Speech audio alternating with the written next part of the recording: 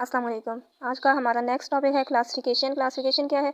Classification जो है हमारे पास प्रेजेंटेशन ऑफ डेटा में सबसे बेसिक टेक्निक जो है वो है क्लासिफिकेशन। क्लासिफिकेशन कैसे की जाती है? The arrangement of data into different groups और categories on the basis of some common characteristic. कि डेटा को अरेंज कर दिया जाए डिफरेंट ग्रुप्स और कैटेगरीज में on the basis of some common characteristics. Common characteristic की बेस पे क्लासेस और ग्रुप्स में डिवाइड कर दिया जाए डेटा को, तो ये हमारे पास क्लासिफिकेशन है। क्लासिफिकेशन का जो प्रोसीजर है ये on the basis of common characteristic किया जाता है, सिमिलैरिटीज़ और डिससिमिलैरिटीज़ की बेस पे किया जाता है। जब भी हम क्लासिफिकेशन का प्रोसीजर करते हैं तो on the basis of some common characteristics करते हैं। फॉर एग्जांपल, हमने किसी कॉलेज में मौजूद स्टूडेंट्स की क्लासिफिकेशन करनी है तो हम क्या कर लेंगे कि दो ग्रुप्स बना लेंगे, एक आर्ट्स का और दो सेक्शंस बना लेंगे, एक आर्ट्स का और एक साइंस का।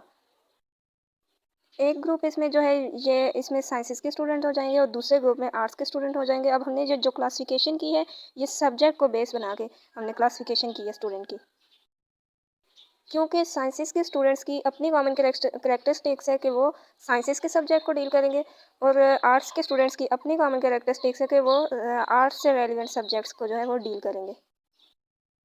मीन्स के किसी न किसी करेक्टरिस्टिक्स की बेस पे ही हम क्लासिफिकेशन का प्रोसीजर जो है वो करते हैं।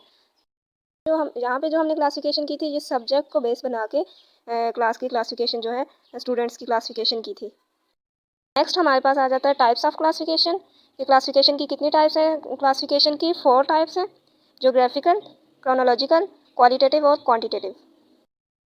मीन्स की 4 तरह की कैरेक्टरिस्टिक्स हैं जो कि बेस बनती हैं क्लासिफिकेशन के प्रोसीजर की।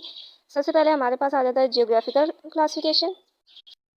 अगर हम क्लासिफिकेशन जो है वो एरिया की बेस पे कर लें तो वो हमारे पास जियोग्राफिकल क्लासिफिकेशन कहलाएगी। फॉर एग्जांपल, एक क्लास है, उसमें जो स्टूडेंट्स हैं हम उनको क्लासीफाई कर दें एरिया की बेस पे कि ये एक ग्रुप है ये अर्बन एरिया से बिलोंग करता है और ये दूसरा ग्रुप है ये रूरल एरिया से बिलोंग करता है, तो ये हमारे पास जियोग्राफिकल क्लासिफिकेशन हो जाएगी।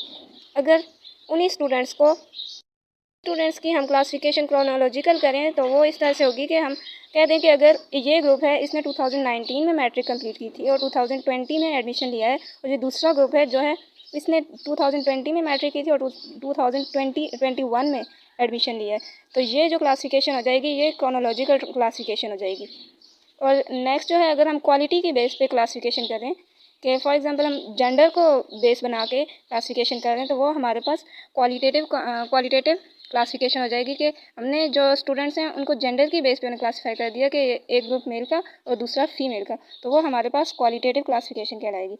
इसी तरह अगर हम क्वांटिटी को बेस बना के क्लासिफिकेशन करेंगे तो वो हमारे पास क्वांटिटेटिव क्लासिफिकेशन कहलाएगी। फॉर एग्जांपल, मार्क्स की बेस पे कि ये ग्रुप है इसके 50 से अबव मार्क्स हैं और ये दूसरा ग्रुप है इसके 50 से लेस है मार्क्स, उसकी बेस पे अगर मार्क्स की बेस पे हम क्लासिफिकेशन करेंगे तो वो हमारे पास क्वांटिटेटिव क्लासिफिकेशन हो जाएगी।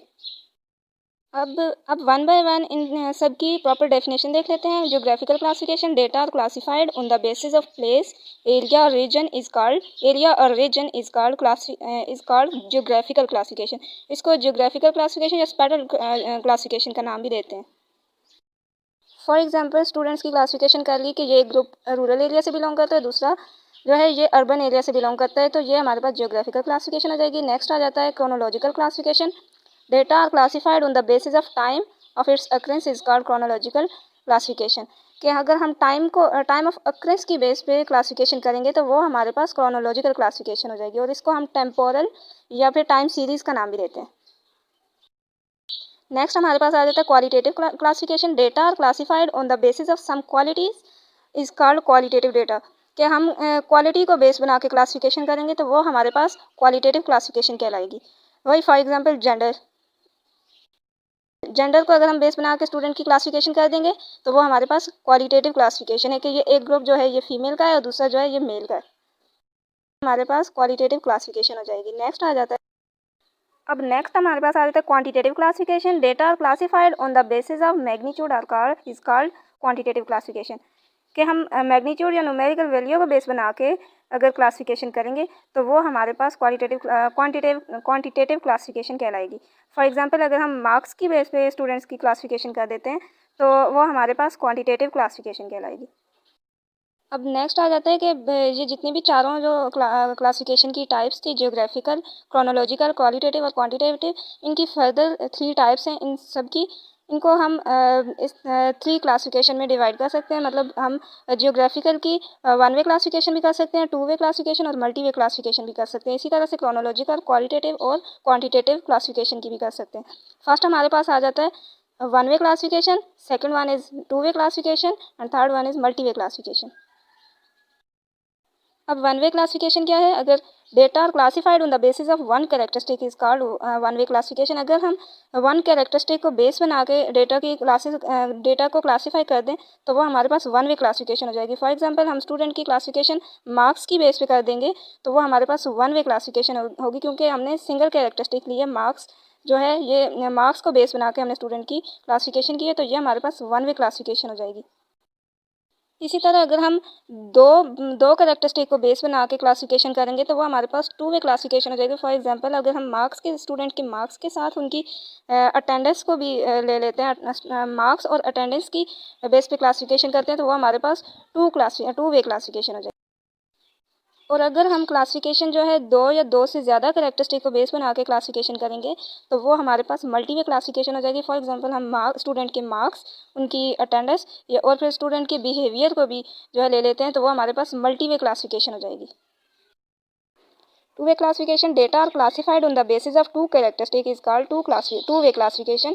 For example marks and attendance of student. इसी तरह से नेक्स्ट आ जाता है multi way classification, data are classified on the basis of 2 और more characteristic is called multi way classification, और इसको हम मैनीफोल्ड क्लासिफिकेशन का नाम भी देते हैं।